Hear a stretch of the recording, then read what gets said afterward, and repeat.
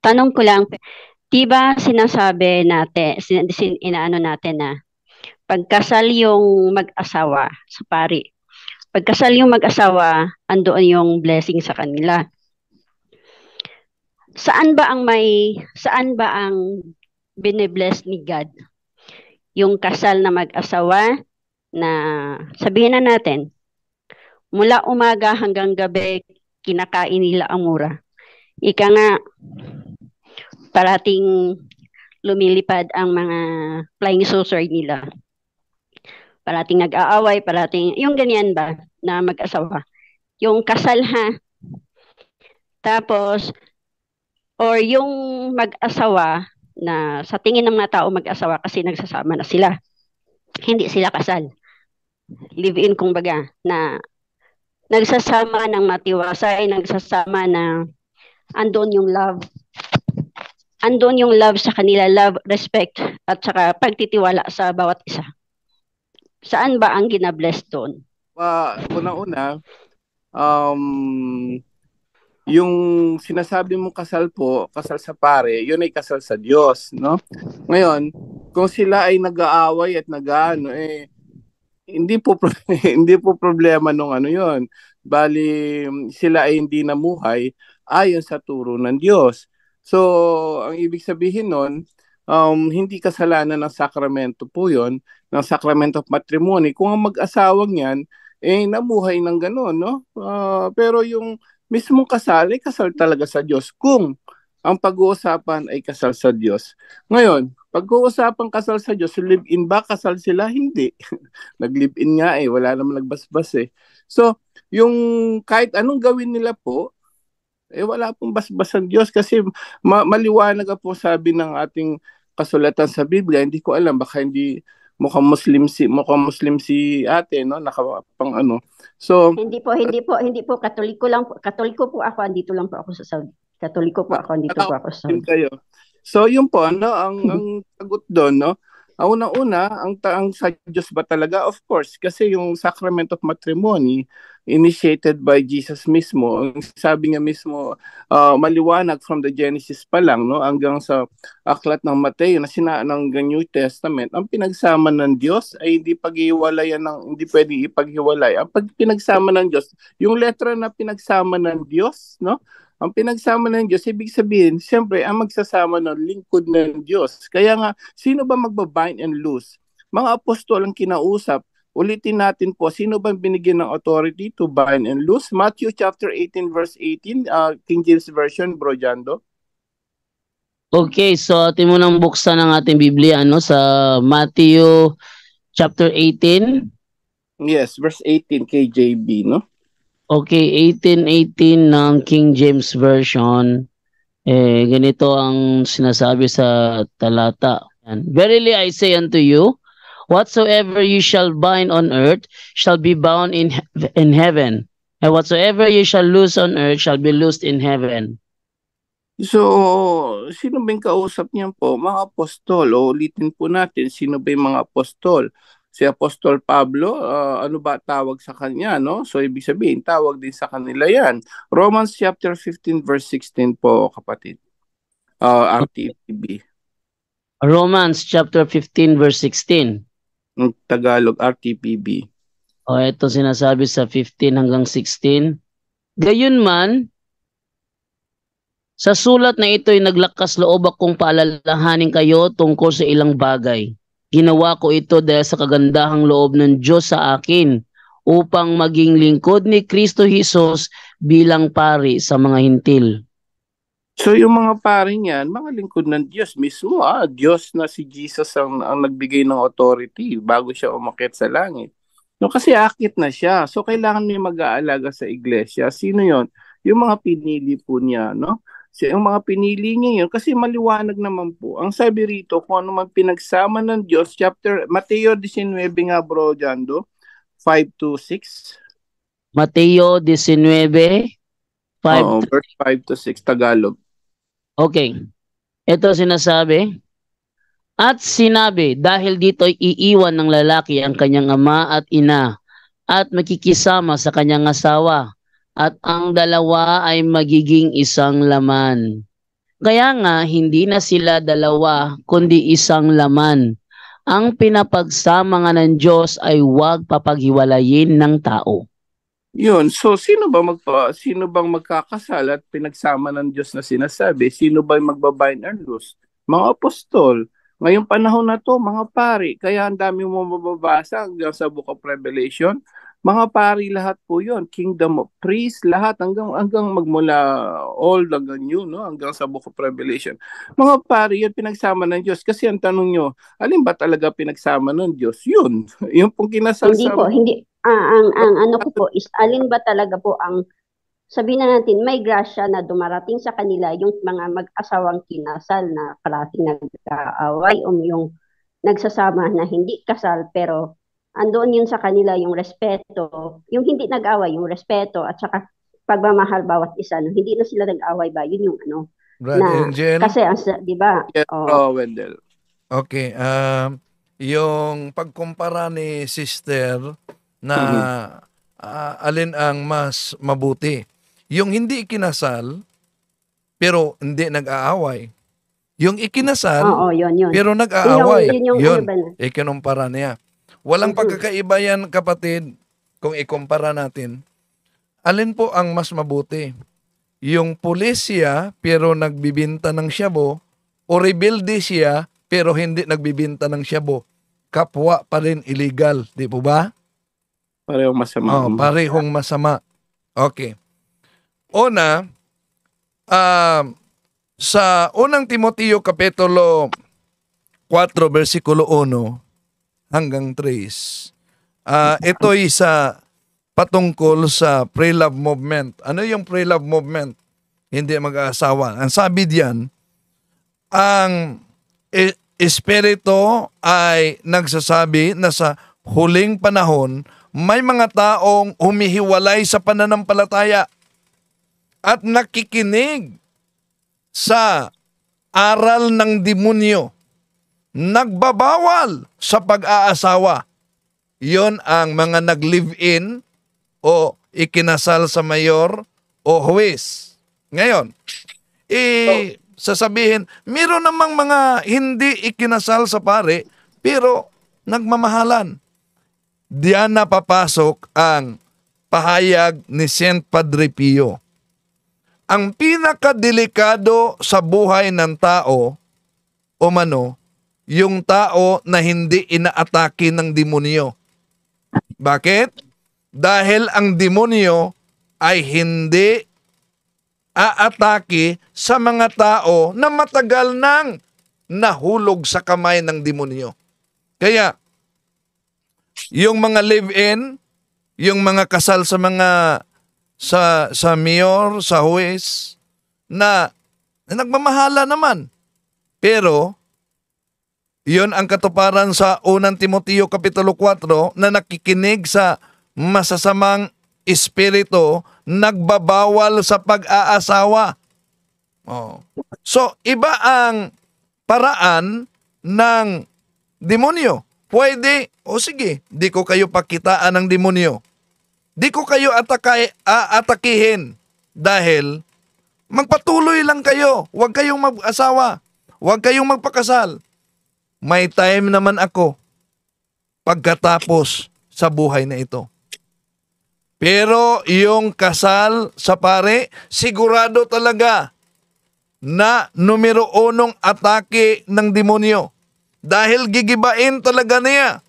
Tingnan natin ang nangyari nila ni Adan at Eva sa Genesis. Unang mag-asawa. Target talaga ng demonyo. Kaya, ang simbahan natin nangaral na maliban na ikinasal kayo sa pare, di sapat lang na mamuhay na kasal. Dapat nandiyan ang proper faith, proper disposition of morality, and state of grace. Yun po. Bro Wendell, naalala ko kasi yung marami kasi dito sa lugar namin na takot din silang magpakasal kasi daw unang-una marami daw silang mga nakakilala or mga kilala na kinasal nga ng simbahan pero nagkahiwalay din naman.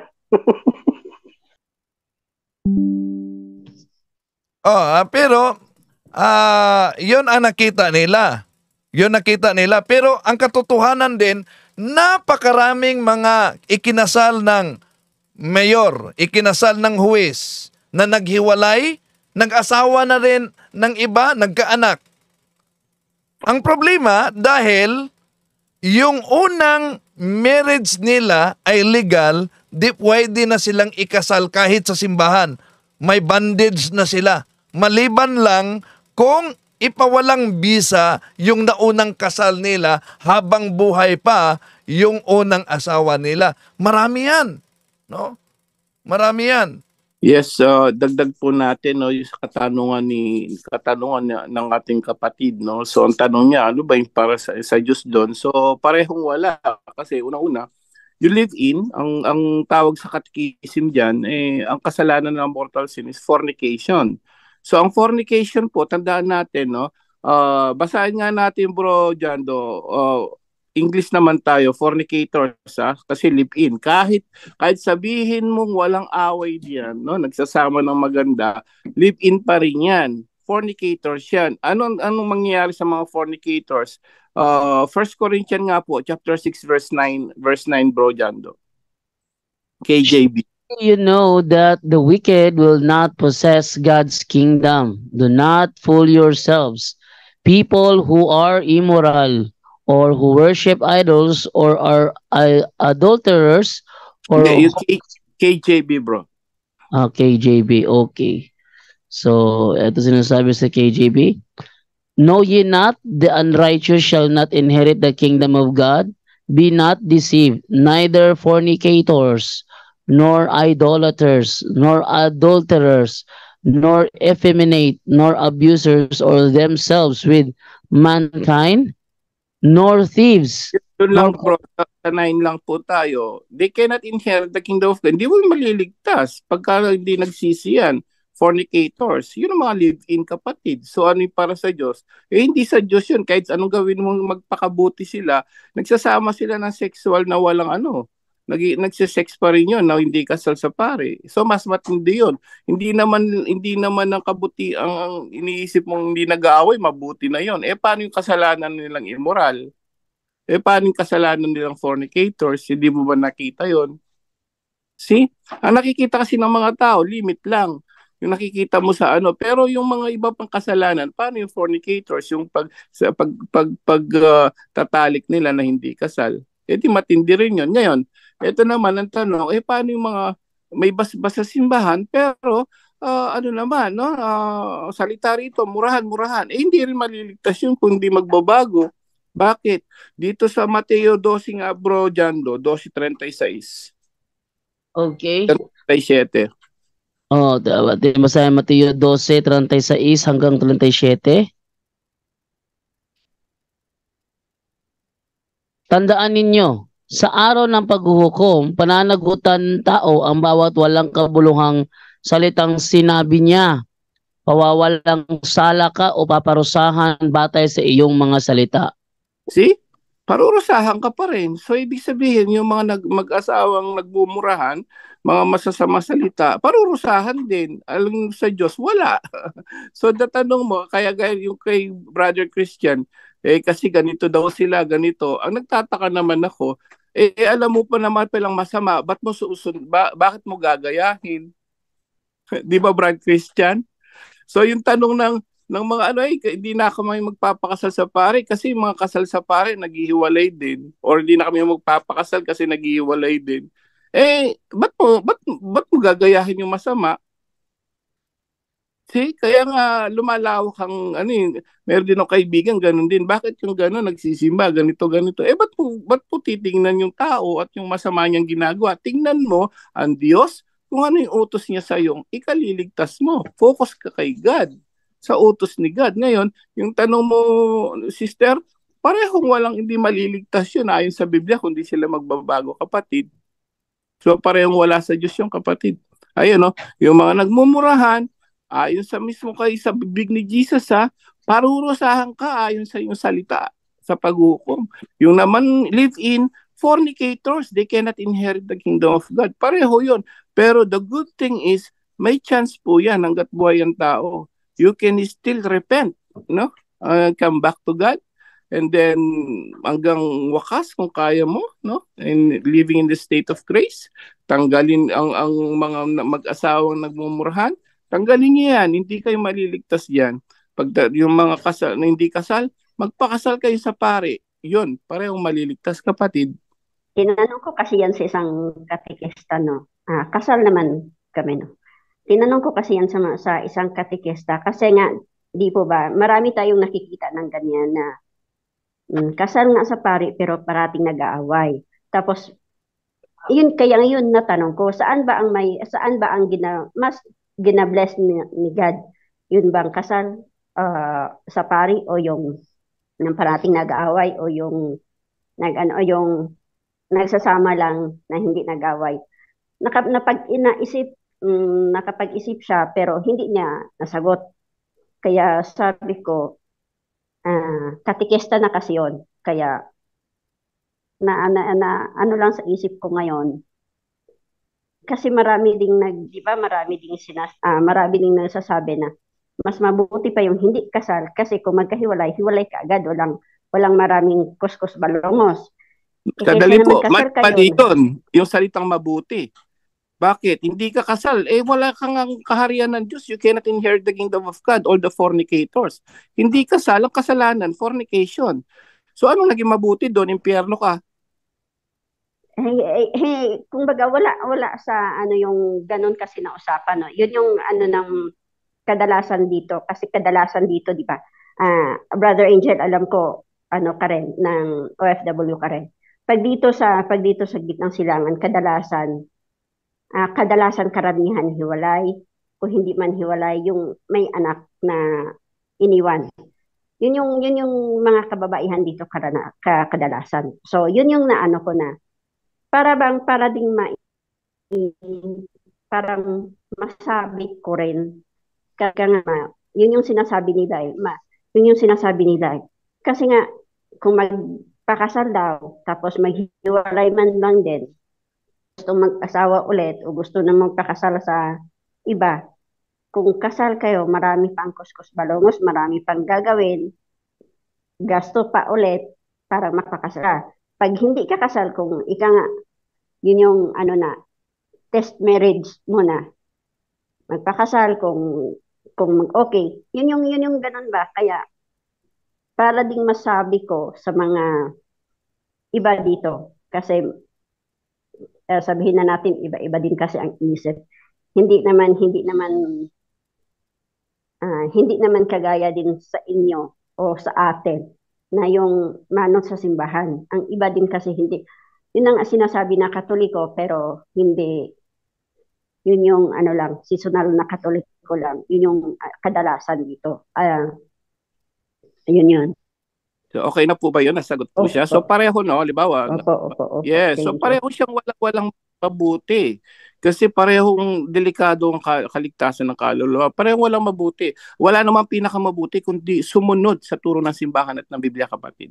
Doon lang po tayo mag-focus. Kasi pag tao at tinignan natin, tandaan po natin, hindi yung katwiran ng tao ang magliligtas sa iyo sa kaluluwa mo. Hindi yung ginagawa nila. Tingnan mo ang magliligtas sa iyo, turo ng simbahan at ng Biblia. Focus lang tayo doon kasi nangyari sa tao. Ang dami nakikita ng mga kahit ayaw ko na magsimba kasi sila ganito, hindi makapag-focus kay God. So, ang mangyayari talagang maano lahat. May delikado tayo doon.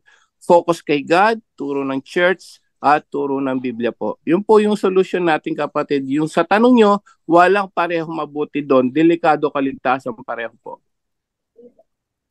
Okay po. Thank you po.